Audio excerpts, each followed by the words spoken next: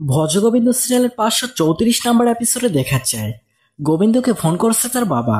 কিন্তু তখনই তো গোবিন্দর মা এসে ফোনটা কেড়ে নেয়। আর তখনই তো বলছিল যে ফোন করার কোনো অধিকারই নেই ওর, ও যেন এ বাড়িতে না আসে। এটা বলে তো ফোন নিয়ে চলে আসো এখান থেকে। কিন্তু কিছুক্ষণ পরে তো দেখা যায় যে গোবিন্দর ফোনে একটা ফোন আসে, অর্থাৎ গোবিন্দ একটা বড় ক্যাটারিং এর অর্ডার পায়। এমনকি বাবা এবং ছেলে অর্থাৎ গোবিন্দ ও তার ছেলে মেলে তো দাদুর সাথে খুবই খুনসুটি করতে থাকে। কিন্তু তখনই দেখা যায় যে পূর্বেও চলে আসো এখানে।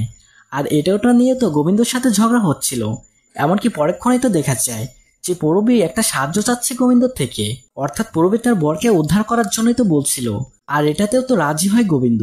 আর তখনই গোবিন্দ এবং তার ছেলে এমনকি পূরবীও তিনজনই তো বের হয় তার স্বামীকে উদ্ধার করার জন্য। কিন্তু তখনই ডালে এসে তো হিংসে করতে থাকে, অর্থাৎ গোবিন্দ পূরবীর সাথে একা গিয়েছে বলে। এমনকি ডালি তার দাদুকে বলছিল যে পুরুষ মানুষের কোনো বিশ্বাস নেই, একা ছেড়ে দেওয়াটা ঠিক হয়নি।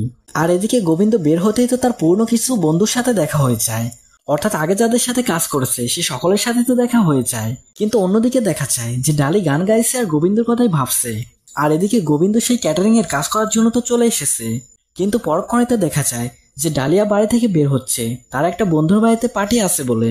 কিন্তু আমরা পরবর্তী এপিসোডে দেখবো যে ডালিয়া যে বাড়িতে এসেছে সে বাড়িতে ক্যাটারিং এ কাজ করছে গোবিন্দ।